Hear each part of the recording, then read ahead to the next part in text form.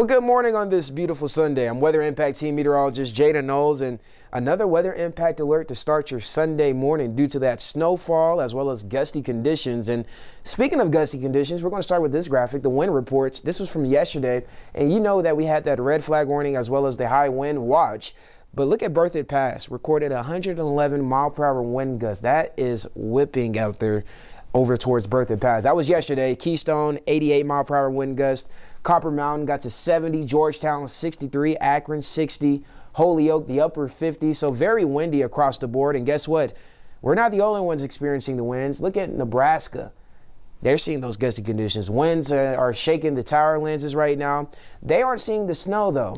We're seeing the snow. We have high wind warning now in effect for including the metro area, and that's going to continue towards the eastern plains. That goes until 3 p.m. as we head into this afternoon before finally expiring. So wind gust forecast, noticing we're going to be windy all day. Those winds out of the north, we're talking about up to 40 miles per hour.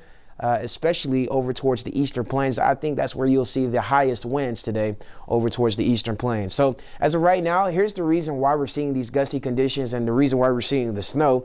We're in between two storm systems, and you kind of see that tunnel there of just wind and air, and that's the reason we're seeing the windy conditions. But you see how strong that dip in the jet stream is. That's one of the main reasons why we saw that strong and sharp cold front late last night into this morning. So that's giving us that active snowfall. But then right behind it, we're going to see that high pressure system build in, giving us record-breaking heat as we head into next week. So yesterday we saw a high of 74 degrees. This morning, 25 and actively snowing. So here's your futurecast and what we can expect for the rest of the morning hours. That snow starting to taper off once we head into the afternoon hours. It's mainly going to stay south of us over the next couple of hours, but then you can see really starting to taper off over the next hours. We're not talking about a whole lot accumulating snow, maybe about a trace to 2 inches as possible across the metro area, higher amounts towards the tunnels. So if we take a look at live radar right now, we can still see that snow coming down, very light flurries just across the metro area like downtown. And noticing Commerce City, you're done with the snow for this morning.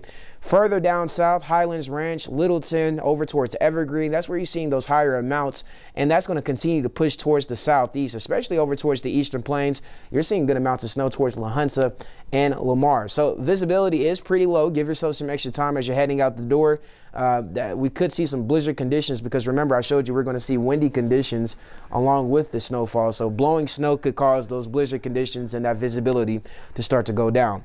Current conditions, we're in the low 20s, a lot cooler than what we saw yesterday. Yesterday around this time we were in the upper 50s. So forecast the highs across the entire state. We're seeing the low 30s for the eastern plains and a little bit cooler towards the high country.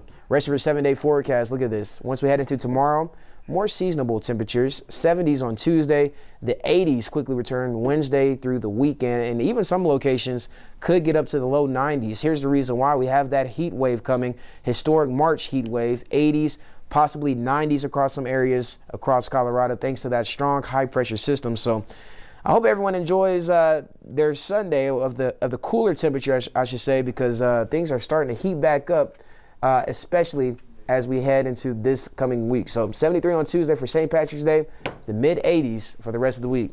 I hope everyone has a terrific Sunday. I'm Weather Impact Team Meteorologist Jada Knowles. Remember, be kind to someone. You never know what someone's going through.